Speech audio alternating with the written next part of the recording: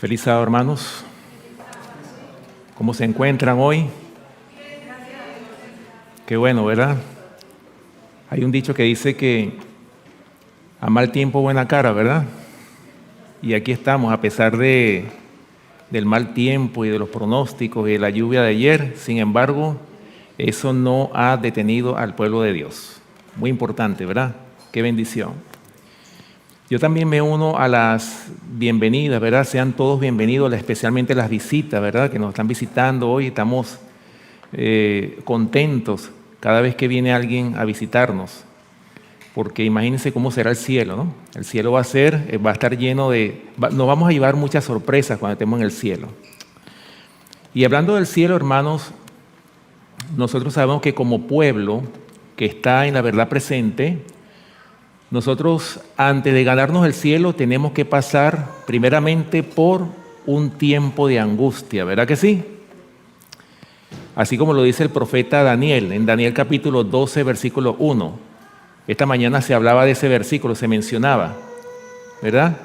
Dice Daniel capítulo 12, versículo 1, que en aquel tiempo se levantará Miguel, el gran príncipe que está de parte de los hijos de tu pueblo. Y dice que será tiempo de angustia cual nunca ha habido desde que hubo gente hasta entonces.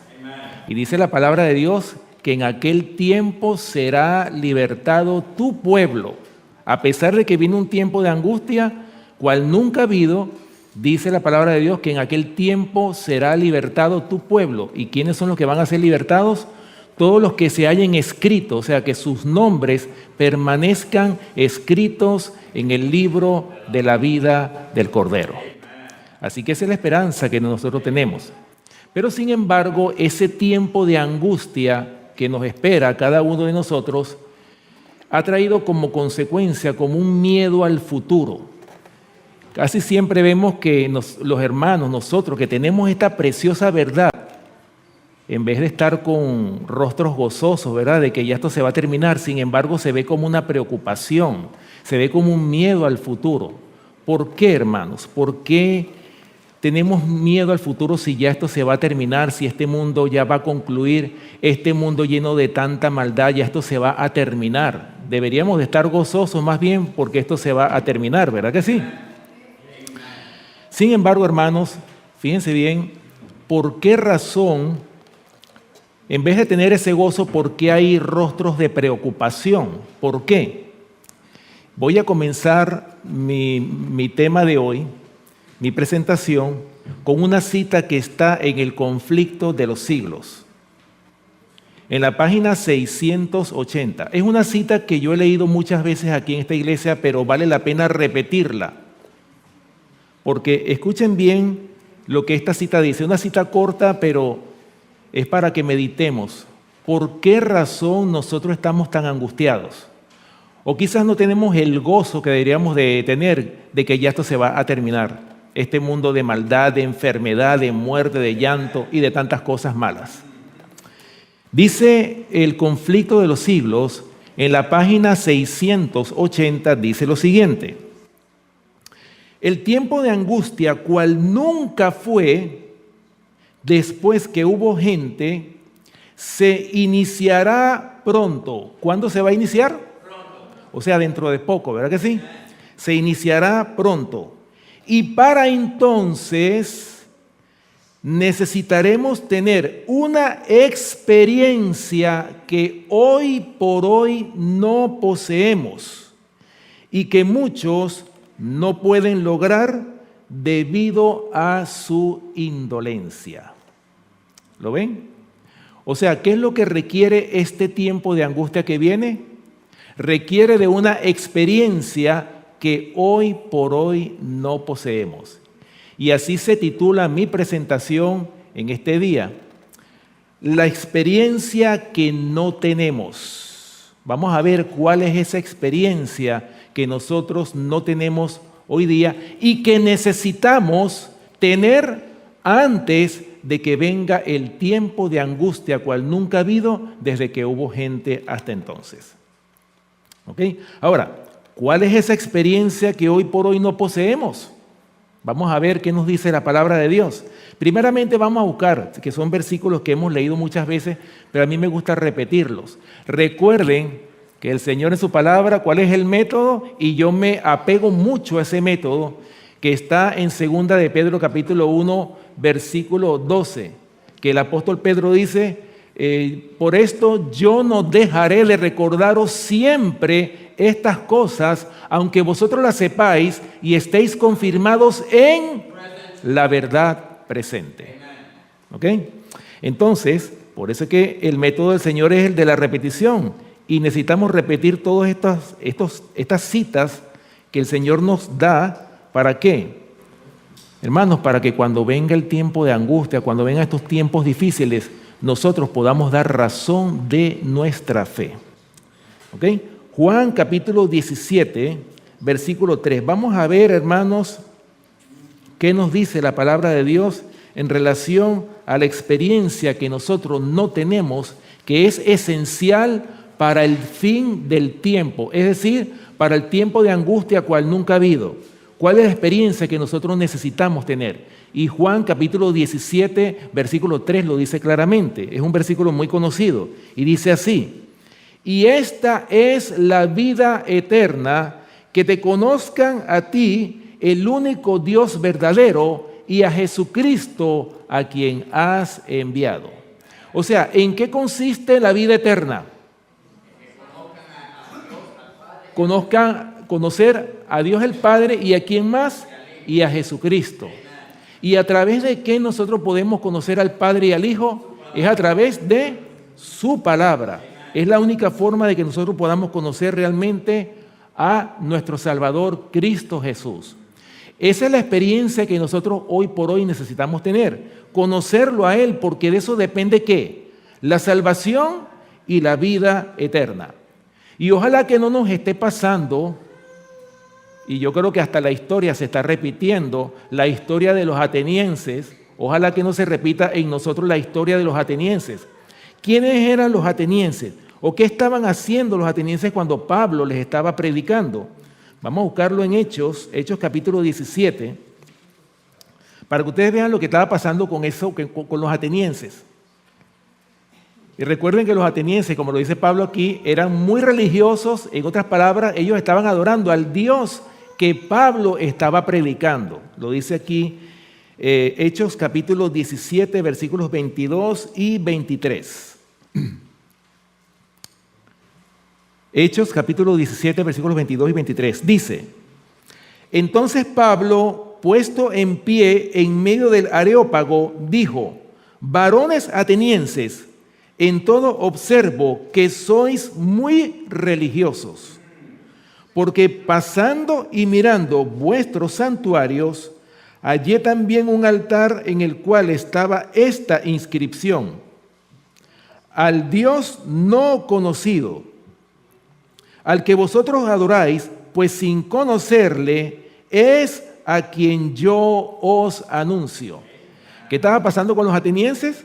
Ellos estaban adorando a un Dios que ellos mismos no conocían. ¿Se estará repitiendo la historia en nosotros? Porque nosotros sabemos de la vida de Jesús, aquí hasta levantamos la mano, damos y se dan buenas opiniones y todo. O sea, en la teoría somos maravillosos, pero ¿realmente conocemos al Señor por experiencia? ¿Hemos tenido un encuentro con el Señor? Especialmente, hermanos, en el tiempo que nos toca vivir, nosotros que somos la última generación, antes de que venga ese tiempo de angustia, nosotros necesitamos conocer al Señor, porque es la garantía de que podamos estar de pie en el momento más crítico de la historia de esta tierra, que nosotros, los que estamos vivos, vamos a vivir pronto. Vamos a ver esta experiencia que vamos a tener nosotros es precisamente de vivir este tiempo de angustia, esta gran crisis que le espera a este mundo, especialmente al pueblo de Dios. Y otra de las cosas que nosotros como pueblo necesitamos tener también como experiencia es, hermanos, experimentar la justificación por la fe. ¿Qué dice Romanos capítulo 5? Vamos al libro de Romanos. Romanos capítulo 5, versículo 1. Para que ustedes vean, estamos citando aquí textos muy conocidos. Romanos capítulo 5, versículo 1, dice la palabra de Dios lo siguiente. Romanos capítulo 5, versículo 1. Vamos a esperar que todos encuentren el texto para que leamos todos juntos. Ese es el mejor ejercicio, ¿verdad? Que todos leamos juntos. Dice, justificados pues por la fe, tenemos paz para con Dios, por medio de nuestro Señor Jesucristo. ¿Entendemos lo que es justificación por la fe? O sea, la palabra justificación es prácticamente lo mismo que perdonados. Justificación y perdón son una misma cosa. O sea, es, hermano, experimentar por la fe que nuestros pecados han sido perdonados. Es experimentar eso en nuestras vidas. Porque quizás a veces nos sentimos que esa vocecita que nos acusa siempre nos señala nuestros pecados, ¿verdad? Pero hermanos, recuerden que la sangre de Cristo nos limpia de todo pecado y es suficiente, hermanos, para que nuestros pecados sean completamente borrados. La sangre de Cristo tiene ese poder. ¿Ok? Ahora, dice el versículo que acabamos de leer, justificados pues por la fe, es decir, tener la confianza, la creencia de que nuestros pecados han sido perdonados. ¿Qué va a pasar cuando experimentemos eso? Dice que tendremos paz para con Dios por medio de nuestro Señor Jesucristo. Ahora, fíjense bien, hermanos, la paz que el Señor nos da, lo dice Juan capítulo 14. Vamos al Evangelio de Juan.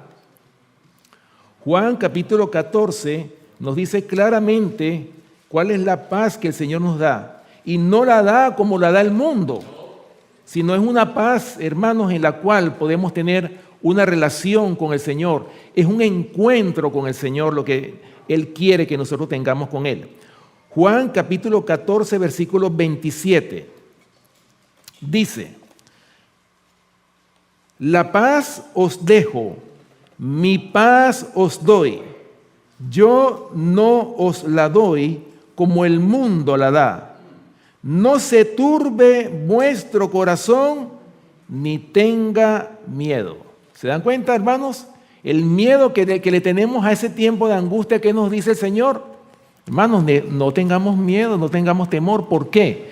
Cuando nosotros experimentemos esta paz que solamente el Señor nos puede dar a cada uno de nosotros, hermanos, es lo que nos va a quitar esa preocupación que a veces nosotros tenemos por los eventos que van a ocurrir.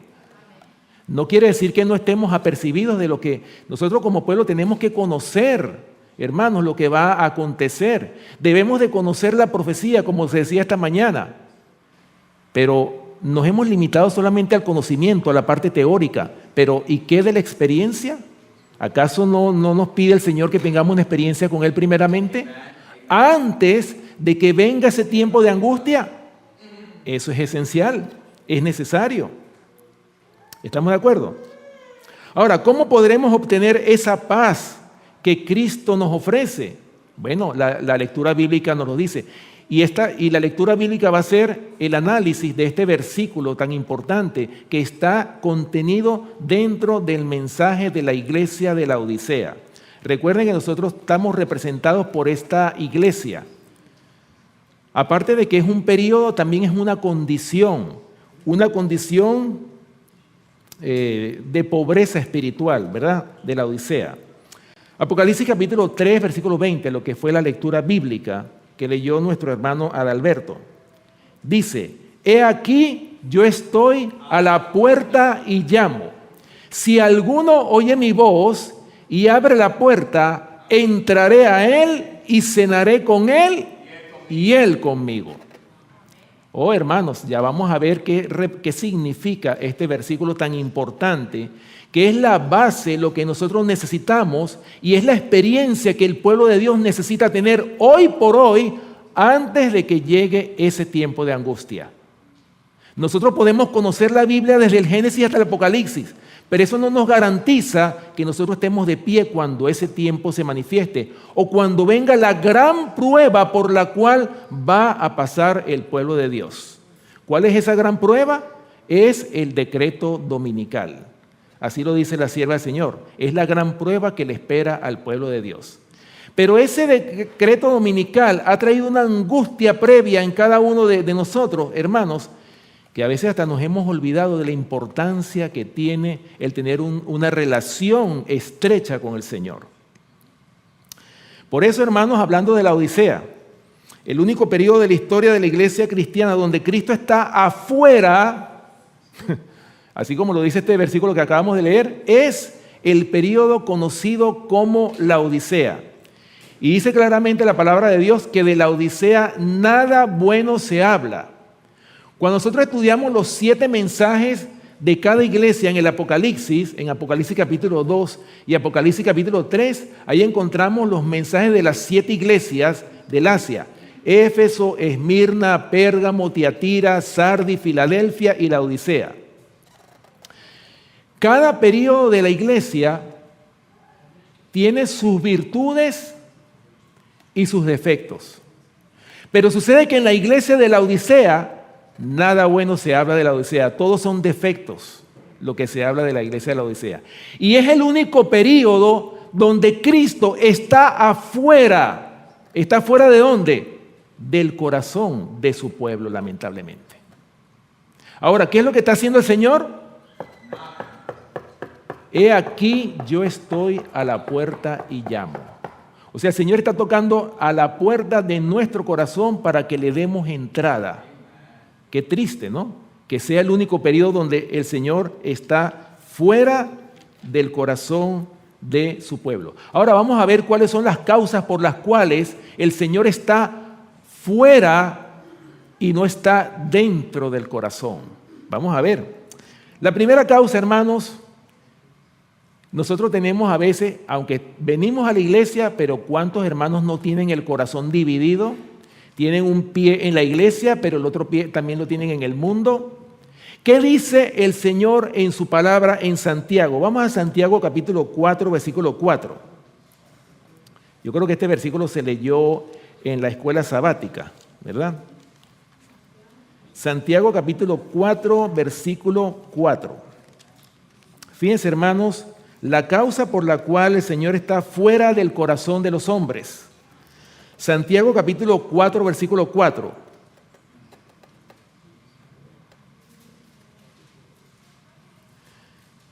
Ya lo tiene, ¿verdad?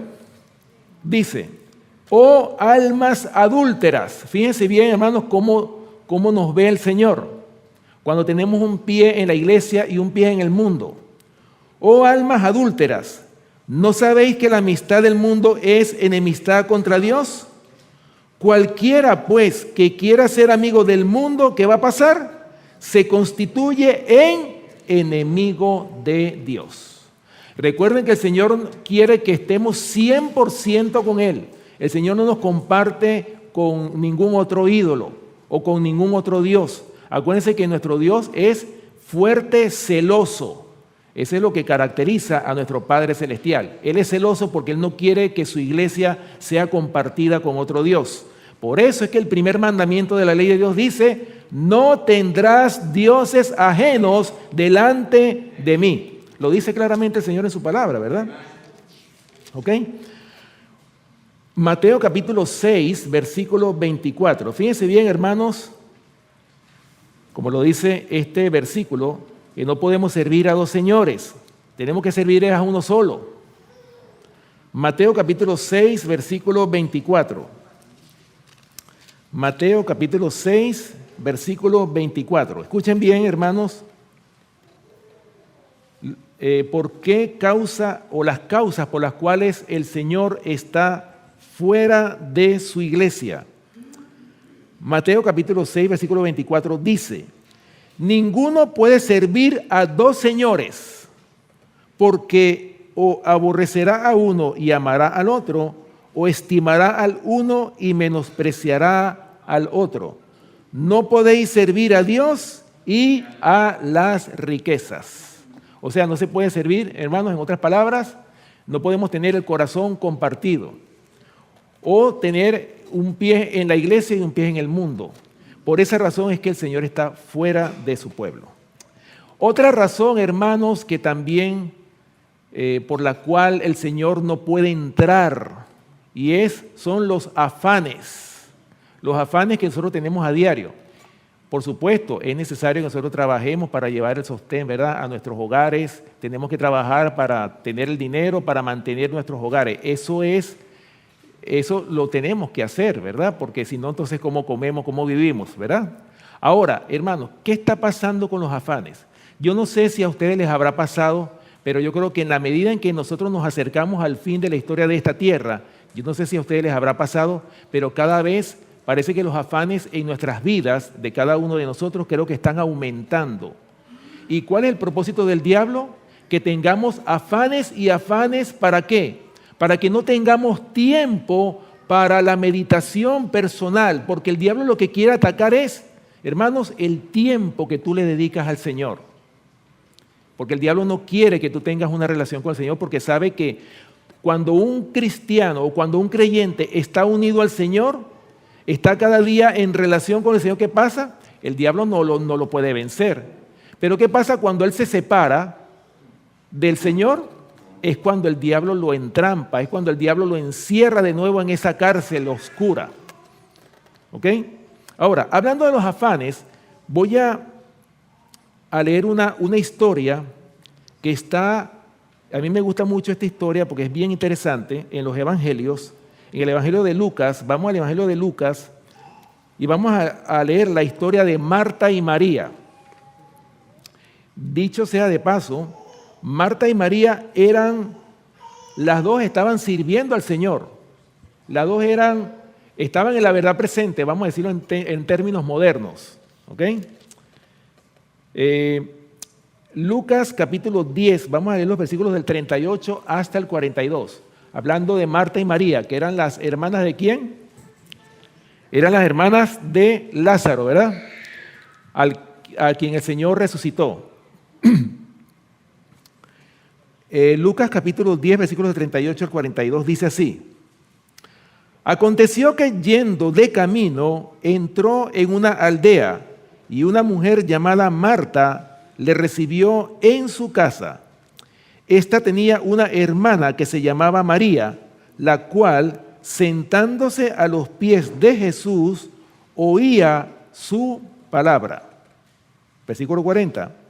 Pero Marta se preocupaba con muchos quehaceres y acercándose, dijo, Señor, ¿no te da cuidado que mi hermana me deje servir sola? Dile pues que me ayude. Respondiendo Jesús le dijo, Marta, Marta, afanada y turbada estás con muchas cosas, pero solo una cosa es necesaria y María ha escogido la buena parte, la cual no le será quitada. ¿Lo ven? Estas dos hermanas estaban sirviendo, estaban en el Evangelio, estaban activas en la obra. Pero fíjense bien, Marta mientras servía, porque de hecho ella estaba haciendo lo correcto también. Recuerden que el Evangelio no es solamente sentarse a oír la palabra, también nosotros tenemos que servir. El cristiano se caracteriza porque es un servidor del Señor. Y Marta tenía esa cualidad. Ella estaba sirviendo, ella se preocupaba porque la casa estaba llena con la multitud que estaba acompañando al Señor. Y ella también anhelaba y deseaba también la hospitalidad, servirles a todos los invitados, a todas las personas que estaban llegando. Y entonces, pero María la dejó sola. O sea, María dijo, no, que va, yo me voy a sentar, yo voy a escuchar la palabra. No importa los afanes, que esperen, pero yo me voy a sentar a escuchar palabra de Jehová. ¿Ok? Y entonces Marta estaba afanada. ¿Y qué pasó con Marta? Se estaba perdiendo lo más importante y era lo que Cristo estaba enseñando en ese momento. En cambio, María escogió la mejor parte, como dice aquí, la cual no le será quitada. Y esa es la parte que nosotros necesitamos escoger, hermanos.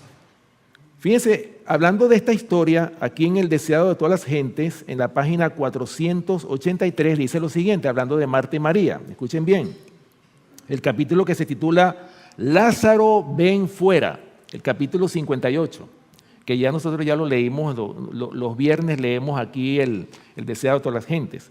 Dice aquí, mientras Cristo daba sus lecciones maravillosas, María se sentaba a sus pies escuchándole con reverencia y devoción. ¿Cómo estaba escuchando ella la palabra? Oh, hermanos, aprendamos esto. Y a veces la reverencia es lo que menos hay en nuestras iglesias. Yo a veces escucho personas que están hablando y la irreverencia es tremenda en nuestras iglesias. Pero ¿cómo estaba María? Con reverencia y devoción. En una ocasión, Marta, perpleja por el afán de preparar la comida, apeló a Cristo diciendo, Señor, ¿no tienes cuidado que mi hermana me debe servir sola? Dile pues que me ayude. Esto sucedió en ocasión de la primera visita de Cristo a Betania. El Salvador y sus discípulos acababan de hacer un viaje penoso a pie desde Jericó. Marta anhelaba proveer a su comodidad y en su ansiedad se olvidó de la cortesía debida a su huésped. Jesús le contestó con palabras llenas de mansedumbre y paciencia. ¿Cómo le contestó el Señor? Con mansedumbre y paciencia, ¿verdad? Marta, Marta, afanada y turbada estás con muchas cosas, pero una cosa es necesaria y María escogió la buena parte, la cual no le será quitada. María atesoraba en su mente las preciosas palabras que caían de los labios del Salvador, palabras que eran más preciosas para ella que las joyas más costosas de esta tierra. La una cosa que Marta necesitaba era un espíritu de calma y devoción. ¿Qué es lo que tenemos que hacer? ¿Se dan cuenta, hermanos, lo que sucede con los afanes? Que hacen que nosotros nos olvidemos hasta del culto personal, nos olvidamos del Señor. Eso nos está pasando quizás a muchos de nosotros. Y miren cómo el Señor nos llena de ocupaciones y tendemos a perder lo más importante, hermanos, que es nuestra comunión con el Señor. O sea, lo más importante en las 24 horas que vivimos nosotros de un día es la comunión con el Señor. Eso es lo más importante. Lo demás es secundario. Es así como cuando nosotros recibimos el sueldo, el cheque. ¿Qué es lo más importante? ¿Qué es lo primero que debemos de sacar de nuestro cheque? La parte de Dios. Lo que le corresponde al Señor. ¿Verdad que sí? Eso es lo más importante. O sea, en todo el Señor debe ser lo más importante en nuestras vidas. Sigue diciendo. Ok, la una cosa que Marta necesitaba era un espíritu de calma y devoción. Una ansiedad más profunda por el conocimiento referente a la vida futura e inmortal y las gracias necesarias para el progreso espiritual. Necesitaba menos preocupación por las cosas pasajeras y más por las cosas que perduran para siempre. Jesús quiere enseñar a sus hijos a aprovechar toda oportunidad de obtener el conocimiento que los hará sabios para la salvación. La causa de Cristo necesita personas que trabajen con cuidado y energía. Hay un amplio campo para las Martas con su celo por la obra religiosa activa, pero deben sentarse primero con María a los pies de Jesús. Sean la diligencia, la presteza y la energía santificadas por la gracia de Cristo. Y entonces la vida será un irresistible poder para el bien. Maravillosa cita, ¿verdad? En la historia de Marta y María. Pero ¿cuántas lecciones no nos deja esta historia a nosotros? Veamos la importancia, hermanos, que tiene en sentarnos a los pies de nuestro Salvador. Hermanos, no permitan nunca que los afanes les quiten el tiempo. Siempre ocurren situaciones en nuestra vida que nos apartan o nos quitan el precioso tiempo que le pertenece al Señor. Por eso es importante, hermanos, que nos levantemos temprano. Yo tengo muchos años levantándome temprano, bien temprano, a las 4 de la mañana. Y es la única forma, hermanos, de que nosotros podamos tener una comunión con el Señor. porque en el resto del día con los afanes prácticamente a veces hasta nos olvidamos del Señor. Pero hermanos, tenemos que tener y practicar como un ejercicio el tener esa comunión tan necesaria con el Señor. Pensar en el Señor, nuestros pensamientos deberían dirigirse al Señor todo el tiempo. Pensar en su palabra, meditar en su palabra. Porque ¿cuál es el propósito también del culto familiar? Lo que se habla en el culto familiar debería de estar constantemente en nuestra mente, meditando en las palabras que se dijeron en el culto familiar. Para que en el día, hermanos, el diablo si nos ataca, nosotros podamos resistir los ataques de ese archienemigo de la raza humana. Bueno, otra causa por la cual Cristo no puede entrar al corazón de los hombres, hermanos, es la idolatría. Ustedes dirán, pero bueno, yo no me postro ante ningún ídolo o ante la Virgen María o ante los santos. Ya yo dejé de hacer eso hace mucho tiempo. ¿Pero acaso la idolatría se limita nada más a postrarse ante un ídolo nada más? ¿Acaso, hermanos, o qué entendemos nosotros por la palabra ídolo? Hermanos, ídolo es todo aquello que nos aparta, que aparta nuestra atención del Señor. Cualquier cosa se puede convertir en un ídolo. Hermanos, mi madre puede ser un ídolo, mi padre, mis hijos pueden ser un ídolo que me están apartando del Evangelio. Tengamos cuidado, porque hasta los hijos nos pueden quitar el tiempo que le pertenece al Señor. Claro, no estoy diciendo que descuidemos a los hijos tampoco, pero hermanos, todo tiene que tener su lugar. Recuerden, tenemos que encontrarnos con el Señor, porque si nosotros no obtenemos la experiencia que se necesita para ese tiempo de angustia, hermanos, nos va a agarrar ese tiempo desprevenidos y no vamos a poder estar en pie ante los sucesos que vienen sobre el pueblo de Dios.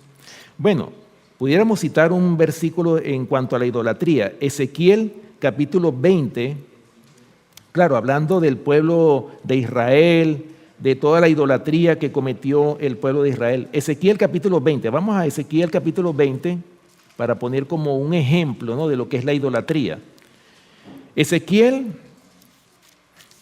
capítulo 20, vamos a leer los versículos del 1 al 8 primeramente.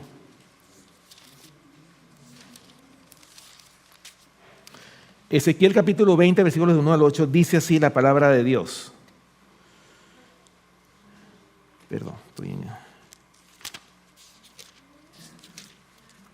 Dice, aconteció en el año séptimo, en el mes quinto, a los 10 días del mes, que vinieron algunos de los ancianos de Israel a consultar a Jehová y se sentaron delante de mí. Y vino a mí palabra de Jehová diciendo, dice Ezequiel, ¿no? Hijo de hombre, habla a los ancianos de Israel y diles, así ha dicho Jehová el Señor. ¿A consultarme venís vosotros? Vivo yo, que no os responderé, dice Jehová el Señor. Y vamos a ver por qué Dios no les iba a responder a ellos. Dice, ¿quieres tú juzgarlos? ¿Los quieres juzgar tú, hijo de hombre? Hazles conocer las abominaciones de sus padres y diles, así ha dicho Jehová el Señor, el día que escogí a Israel y que alcé mi mano para jurar a la descendencia de la casa de Jacob, cuando me di a conocer a ellos en la tierra de Egipto, cuando alcé mi mano y les juré diciendo, yo soy Jehová vuestro Dios. Aquel día que les alcé mi mano, jurando así que los sacaría de la tierra de Egipto, a la tierra que les había provisto, que fluye leche y miel, la cual es la más hermosa de todas las tierras, entonces les dije, cada uno eche de sí las abominaciones de delante de sus ojos, y no os contaminéis con los ídolos de Egipto. Yo soy Jehová vuestro Dios. Y dice el versículo 8, mas ellos se rebelaron contra mí y no quisieron obedecerme. No echó de sí cada uno las abominaciones de delante de sus ojos, ni dejaron los ídolos de Egipto. Y dije que derramaría mi ira sobre ellos para cumplir mi enojo en ellos en medio de la tierra de Egipto. ¿Lo ven, hermanos? ¿Se dan cuenta que para Dios la idolatría es una terrible abominación? Y llámese idolatría, como les dije, estamos ahora en el tiempo de la idolatría moderna. Pero en ese tiempo del pueblo de Israel, hermanos, ellos estaban adorando becerros de fundición, ídolos de piedra, de madera, en fin. Hacían la figura y se postraban ante la figura, ¿verdad? Hermanos, pero el caso, miren cómo el diablo ha perfeccionado la idolatría, que cualquier cosa se puede convertir en un ídolo. Por eso, hermanos, va a depender de nosotros.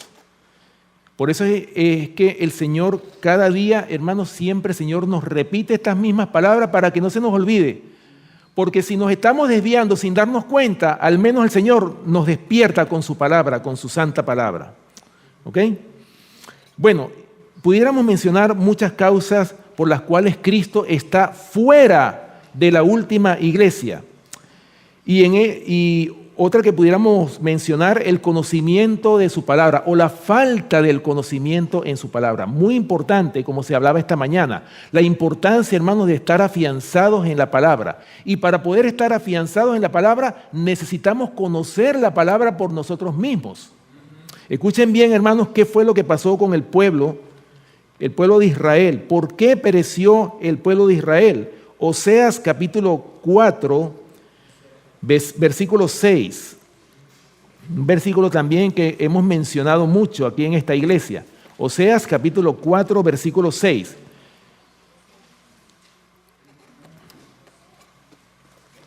Oseas capítulo 4, versículo 6. Dice la palabra de Dios: mi pueblo fue destruido, ¿por qué? Porque le faltó conocimiento, y no conocimiento teórico. ¿Ok? Por cuanto desechaste el conocimiento, yo te echaré del sacerdocio. Y porque olvidaste la ley de tu Dios, también yo me olvidaré de tus hijos. ¿Se dan cuenta, hermanos?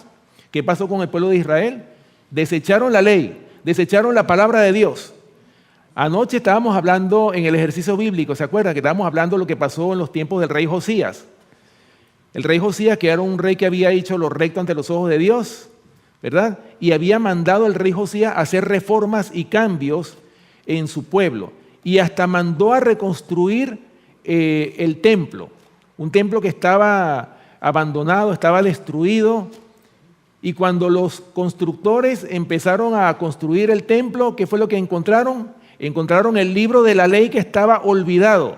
Y cuando ese libro fue abierto y fue leído ante el rey Josías, ¿qué hizo? Rasgó sus vestiduras y mandó a preguntar al profeta Isaías, o sea, ¿qué iba a hacer de ellos? Porque ellos estaban en pecado. Y este hombre, con los cambios que hizo, hermanos, hizo una gran reforma dentro del pueblo de Dios. Pero sin embargo, hermanos, el pueblo todavía tenía esa contaminación con los ídolos. Y eso es lo que el Señor quiere hoy por hoy, hermano, quitarnos los ídolos que tenemos nosotros en el corazón. Y que nosotros adoremos en alma, mente, cuerpo y espíritu a nuestro Dios, creador de los cielos y de la tierra. Hermanos, hablando del conocimiento de la palabra de Dios, Juan capítulo 5, versículo 39 dice: escudriñad las escrituras, porque a vosotros os parece que en ellas tenéis la vida eterna, y ellas son las que dan testimonio de mí. La única forma que nosotros podamos conocer al Señor es a través de ¿qué? Del estudio de la palabra, y especialmente en el estudio de los evangelios. A través de los evangelios, a través del deseado de toda la gente, a través de libros como el Discurso Maestro de Jesucristo, Palabras de Vida del Gran Maestro, podemos conocer, hermanos, el carácter de nuestro Salvador Cristo Jesús. ¿Por qué tenemos que estudiarlo? Porque, hermanos, nosotros estamos llamados a reflejar el carácter de Cristo en nuestras vidas. Si nosotros no tenemos el carácter de Cristo, hermano, ese es el pasaporte que nos va a permitir la entrada en el cielo. Si no lo tenemos, no vamos a entrar. Así tengamos el conocimiento que podamos tener, podemos conocer de profecía, podemos ser puntuales y activos en la obra misionera, pero nada de eso va a servir si Cristo no está en nuestros corazones. Nada de eso va a servir. Solamente, hermanos, la presencia de Cristo en nuestros corazones es lo que nos puede transformar a cada uno de nosotros. ¿Ok? Bueno, en conclusión, escuchen lo que dice la matutina Maranata. Voy a leer una matutina que está, la del 11 de febrero, Maranata, la página 48. Bueno, el título de esta matutina, escuchen bien, hablando lo que estábamos hablando de los ídolos, se titula ¿Hay ídolos aquí? Ok, perdón, esta no es. Disculpen, no era esta. Preguntas escrutadoras, así se titula, en la página 48, así es. Dice esta matutina del 11 de febrero, que nadie engañe a su propia alma en este asunto. Si albergáis, oigan esto, si albergáis orgullo, estima propia, amor a la supremacía, vanagloria, ambición impía, murmuración, descontento, amargura, maledicencia, mentira, engaño, calumnia, Cristo no está morando en vuestro corazón. O sea, si tenemos todas estas cosas o si padecemos de estas cosas, ¿qué va a pasar? Hermanos, simplemente Cristo no está morando en el corazón. ¿Ok? Debéis tener un carácter cristiano que prevalezca. Muy importante. Debe haber completa conversión entre los que pretenden conocer la verdad. De otra manera, caerán en el día de la prueba. Muy importante. Hermanos, si no hay una verdadera conversión, ¿qué va a pasar? Cuando venga el día de la prueba, ¿qué va a pasar? Vamos a caer, lamentablemente, ¿verdad? El pueblo de Dios debe alcanzar una norma elevada. Debe ser nación santa, pueblo adquirido por Dios, linaje escogido, celoso de buenas obras. Cristo no murió por vosotros para que pudierais tener las pasiones, los gustos y los hábitos de los hombres del mundo. Nadie entra por los portales de gloria a menos que oriente su corazón en esa dirección. Meditad entonces en estas preguntas, y son preguntas que nosotros deberíamos hacernos individualmente. Y escuchen las preguntas en las cuales deberíamos nosotros de meditar. ¿Ocupan las cosas terrenales vuestro primer interés? ¿Son puros vuestros pensamientos? ¿Estáis respirando la atmósfera del cielo? ¿Lleváis con vosotros las miasmas de la corrupción? ¿Sois fervientes y consagrados? ¿Estáis sirviendo a Dios con pureza y con la hermosura de la santidad? Preguntaos sinceramente, ¿soy yo un hijo de Dios o no lo soy? Miren las preguntas que nosotros deberíamos hacernos. Diariamente deberíamos hacernos estas preguntas. Necesitamos una reforma cabal en todas nuestras iglesias. ¿Qué es lo que se necesita en las iglesias? Una reforma cabal. No posterguéis el día de la preparación. No dormitéis desapercibidos, sin tener aceite en las vasijas con vuestras lámparas. No permitáis que este asunto quede en peligrosa incertidumbre. Preguntaos a vosotros mismos con fervor, ¿estoy yo entre los salvados o entre los perdidos? ¿Estaré en pie o no estaré? Solo el limpio de manos y puro de corazón estará en pie en aquel día. Por eso, hermanos, miren, estas son preguntas que nosotros deberíamos de hacernos. Estas preguntas escrutadoras para ver si realmente estamos caminando con el Señor.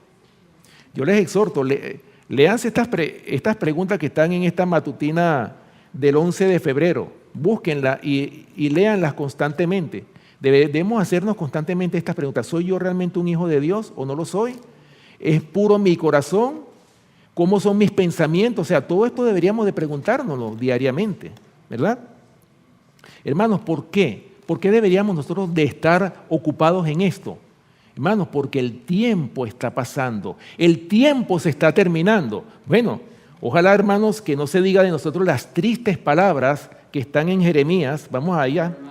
Jeremías capítulo 8, versículo 20. Son palabras muy tristes. Ojalá que esto nunca se diga de nosotros. Jeremías capítulo 8, versículo 20. Palabras tristes, palabras que no son desesperanzadoras. Jeremías capítulo 8, versículo 20. Escuchen lo que dice.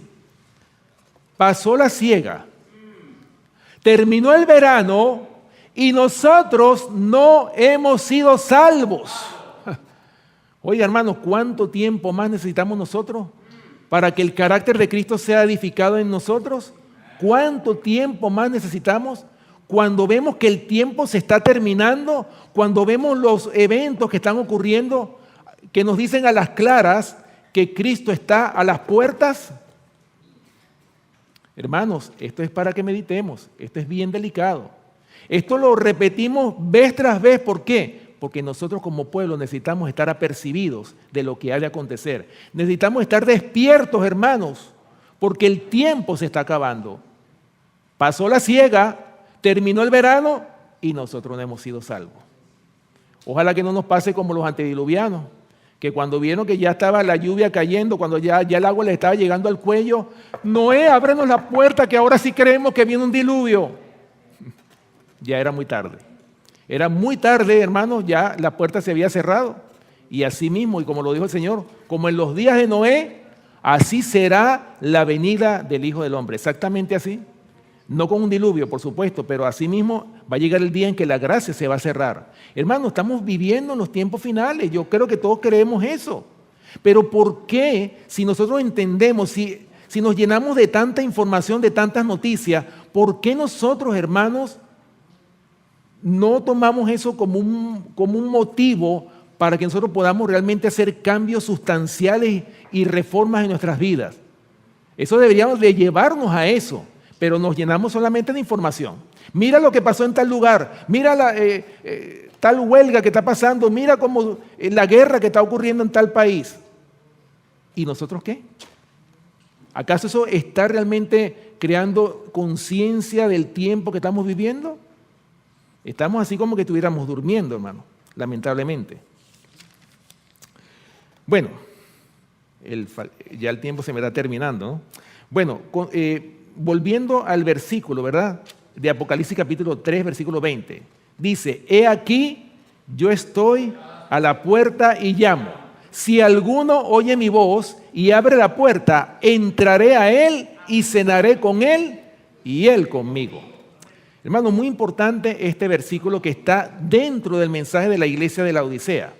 Fíjense, hermanos, el Señor toca la puerta, está tocando la puerta, pero sin embargo el Señor no la va a forzar ni la va a abrir. Él está esperando que nosotros, o sea, el trabajo de abrir la puerta nos toca a nosotros.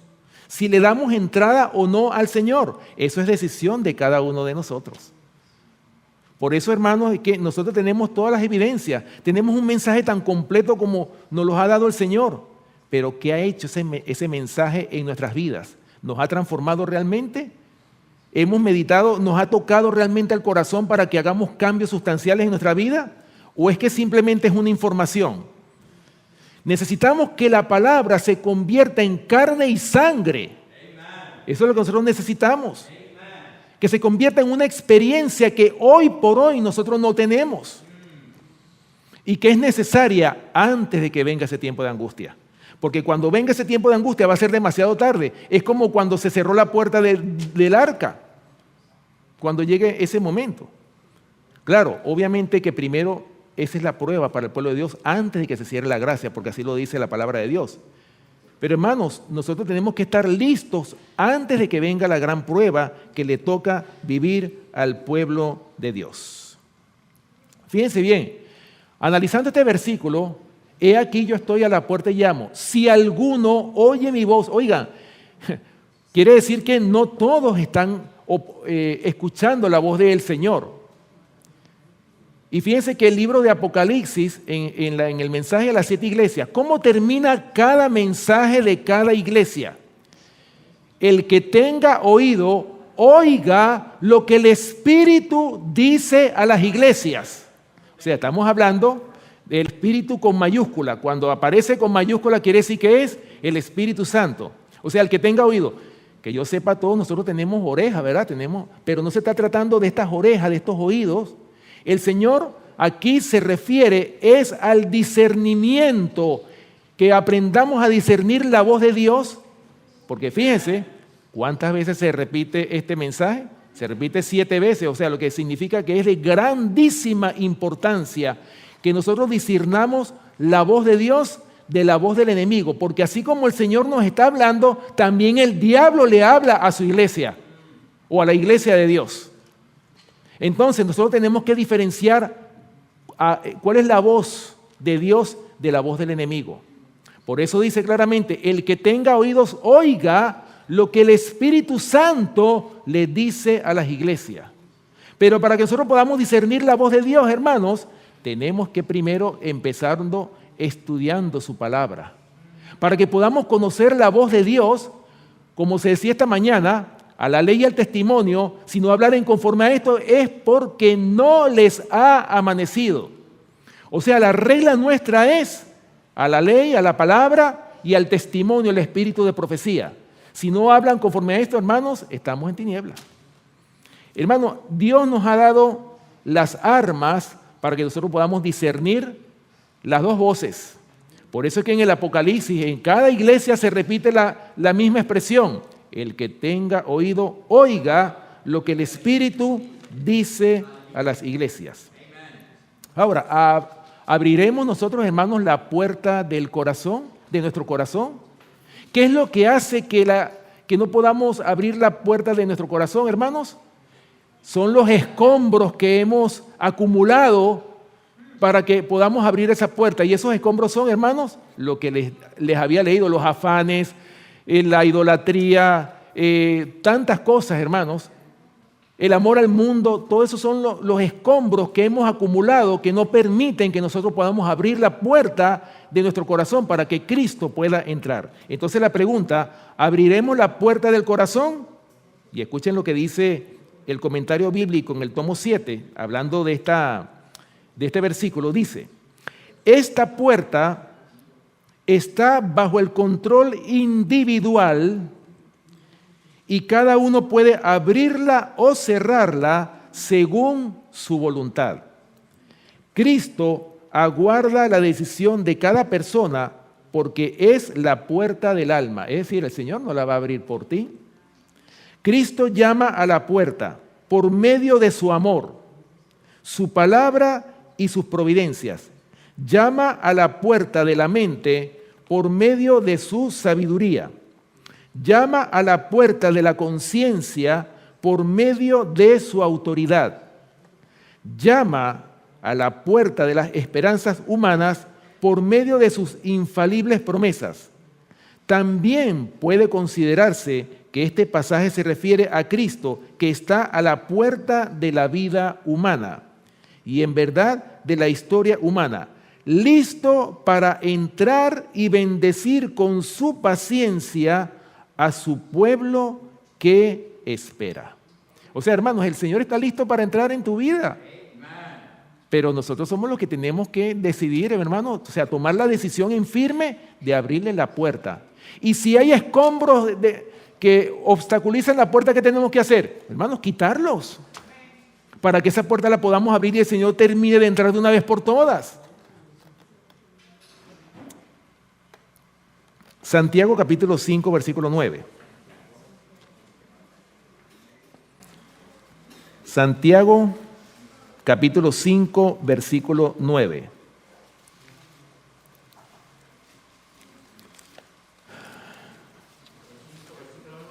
Sí, versículo 9. Dice,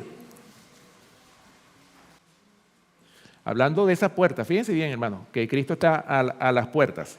Dice, hermanos, no os quejéis unos contra otros. ¿Qué es lo que manda el Señor? que no nos quejemos unos contra otros. Está hablando de la iglesia.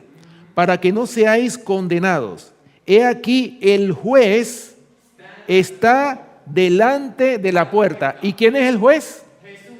Cristo Jesús es el juez. ¿Verdad que sí? ¿Y está en dónde? ¿Está delante de qué? De la puerta, esperando que nosotros le abramos la puerta. ¿Ok?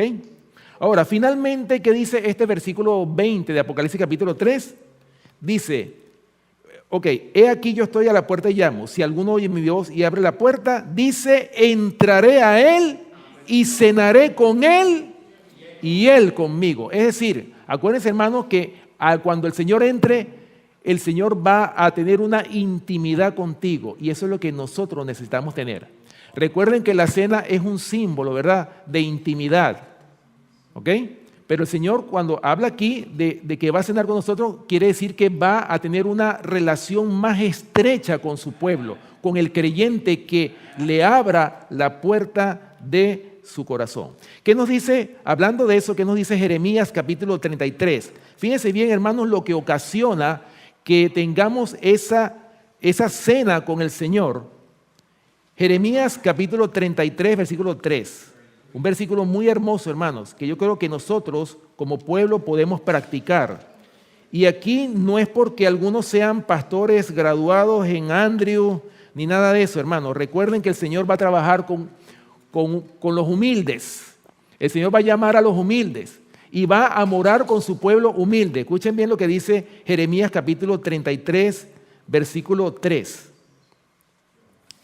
Dice, clama a mí. ¿Qué es lo que pide el Señor? Clama a mí y yo te responderé y te enseñaré cosas grandes y ocultas que tú no conoces. Gloria al Señor. O sea, hermano, no es necesario, claro, yo tampoco voy a desechar pues que uno tenga estudios en la teología. No, hermanos, pero ¿saben qué? El Señor te promete a ti, al más humilde, le promete que te va a dar sabiduría. Porque fíjense lo que dice, clama a mí. O sea, para que tengamos esa sabiduría, ¿qué es lo que nos pide el Señor? Clama a mí. ¿Qué significa clamar, hermanos?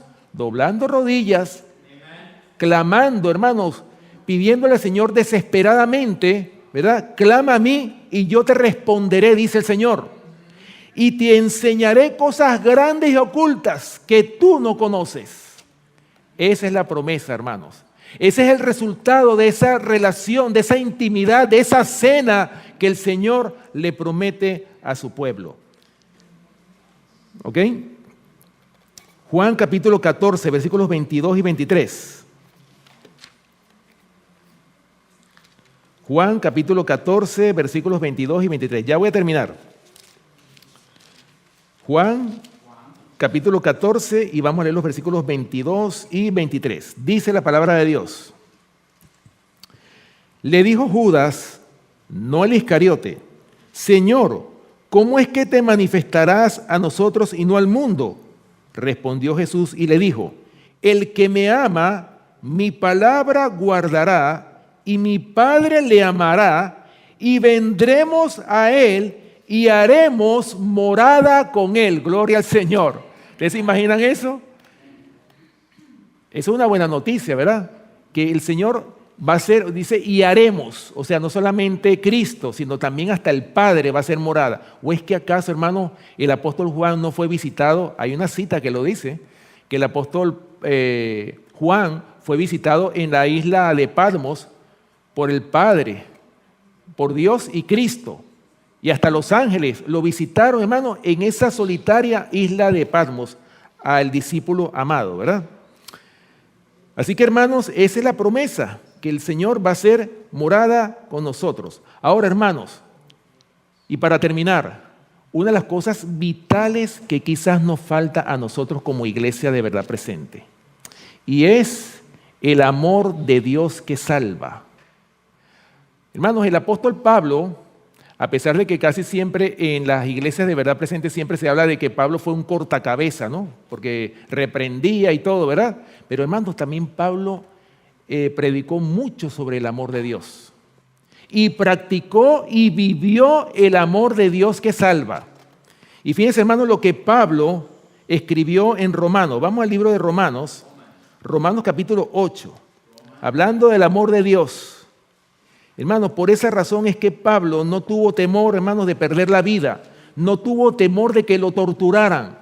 Cuando nosotros tengamos el amor de Dios en nuestros corazones, cuando Cristo por fin logre entrar en nuestros corazones, cuando tengamos el amor de Dios en nosotros, hermanos, no vamos a tener temor de que si nos toca ser torturados, no vamos a tener miedo a la tortura. ¿Saben por qué? Porque el Señor le va a dar el don del martirio al que lo tenga que pasar.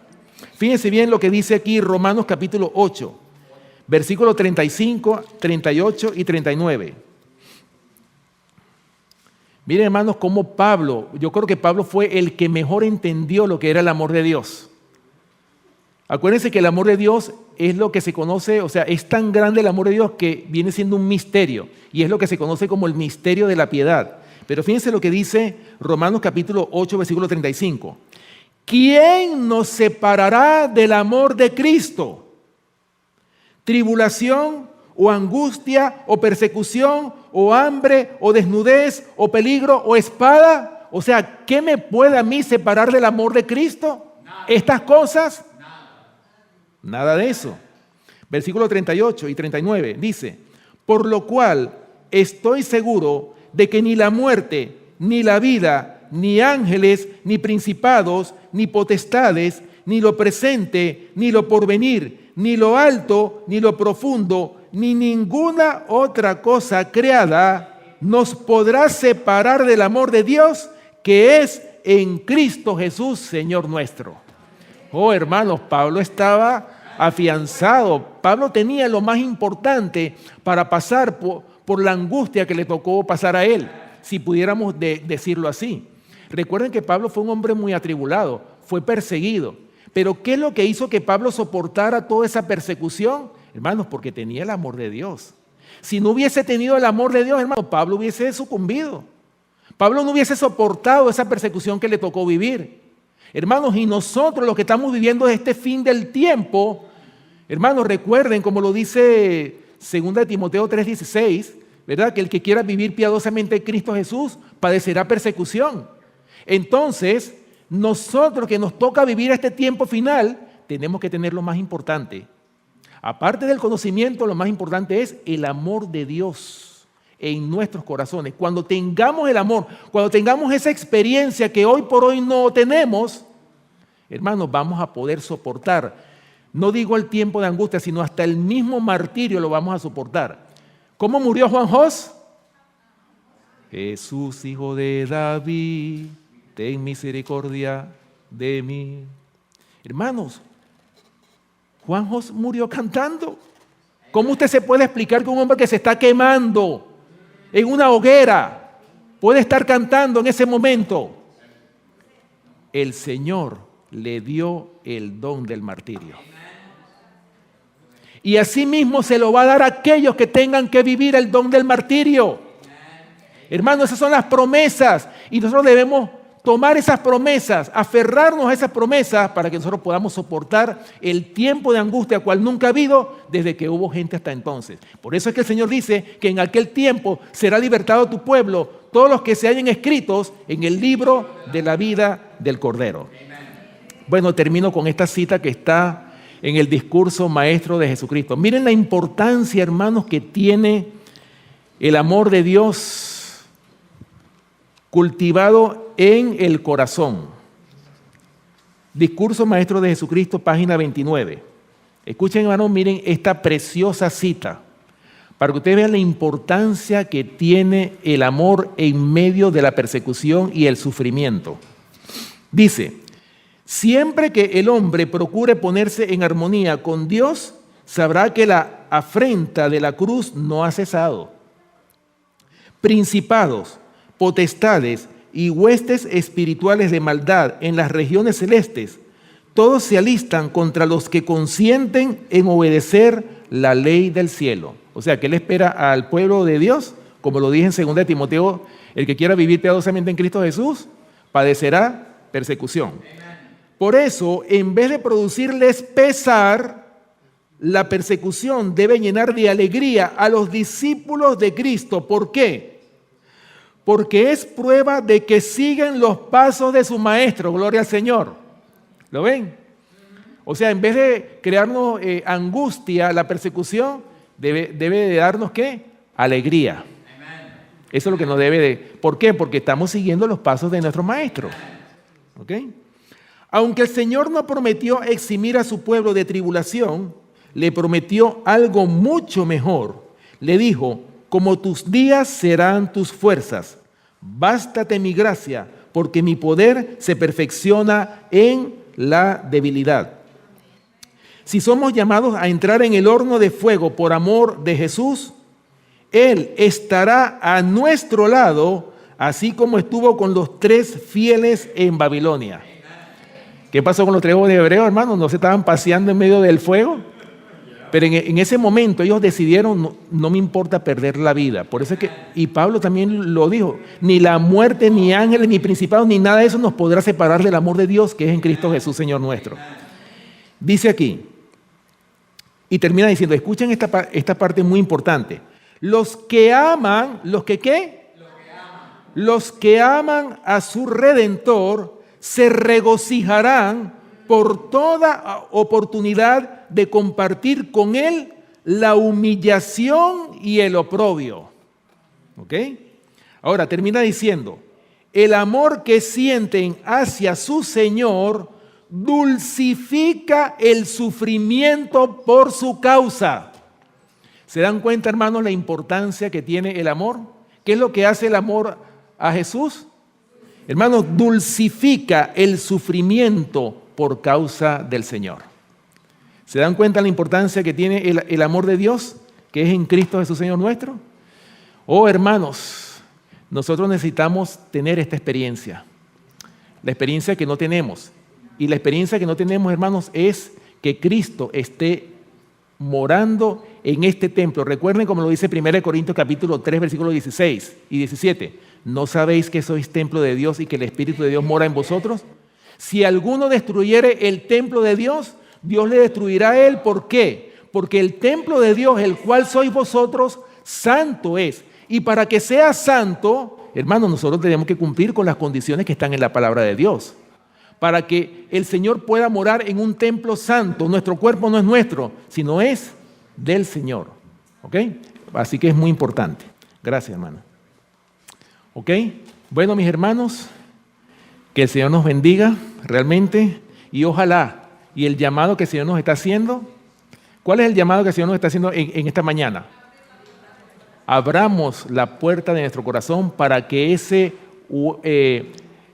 honorable huésped pueda morar en nuestras vidas, pueda estar presente en nuestras mentes y en nuestros corazones, y que podamos nosotros, hermanos, tener la experiencia que tuvieron estos hombres. Por eso es que tuvieron tanto éxito estos hombres, como lo leemos en la palabra de Dios. ¿Por qué?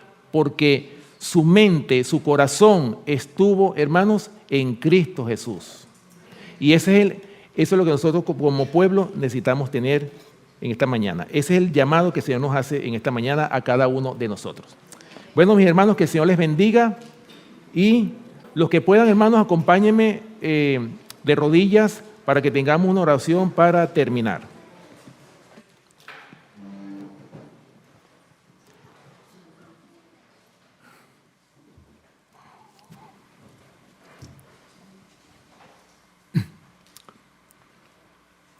Oremos.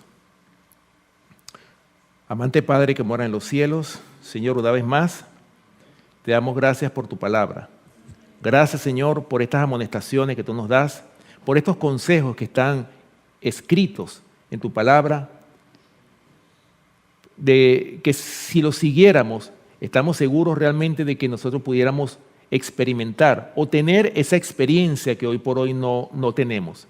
Por eso te rogamos en esta hora, Señor, ayúdanos a que podamos invertir nuestro tiempo en que podamos lograr este objetivo de poder abrir la puerta de nuestro corazón para que tú puedas morar en cada uno de nuestros corazones. Señor, ayúdanos porque lo necesitamos. Necesitamos tener esta experiencia antes de que venga el tiempo de angustia, como lo dice tu palabra. Oh Señor, agradecidos estamos porque hemos sido un pueblo privilegiado, un pueblo que tiene la Biblia y el espíritu de profecía. Pero ayúdanos, Señor, a que no sea solamente un conocimiento teórico al que tengamos, sino que nosotros podamos vivir y que tengamos una experiencia de todos estos consejos que están en tu palabra, que podamos experimentar tu palabra, que se pueda convertir en carne y sangre en nuestras vidas. Gracias, Padre Celestial, por tu preciosa palabra. Ayúdanos a crecer en la gracia cada día y que nosotros podamos tener ese tiempo tan precioso, que lo podamos invertir en que todos los días podamos tener una comunión contigo a través del estudio de tu palabra y la oración.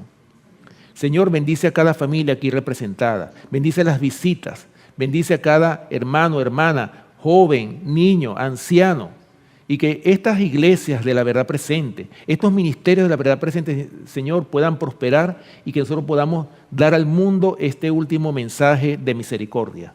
Señor, en esta hora te suplicamos que tú bendigas los alimentos que hemos de compartir a continuación y permite que este sábado sea un sábado lleno de bendiciones para cada uno de nosotros. Acompáñanos, Señor, en el resto de este día y ayúdanos a ser reverentes en nuestras palabras, en nuestros pensamientos, en nuestras acciones, que podamos realmente, Señor, ser bendecidos en este tu santo día. Gracias por tu palabra, gracias por tus bendiciones y acompáñanos en todo momento y guárdanos de todo mal. Todo esto te lo pedimos y te lo rogamos, dándote las gracias, Señor, en el nombre y por los méritos de nuestro amante Salvador, Cristo Jesús. Amén. Que el Señor les bendiga.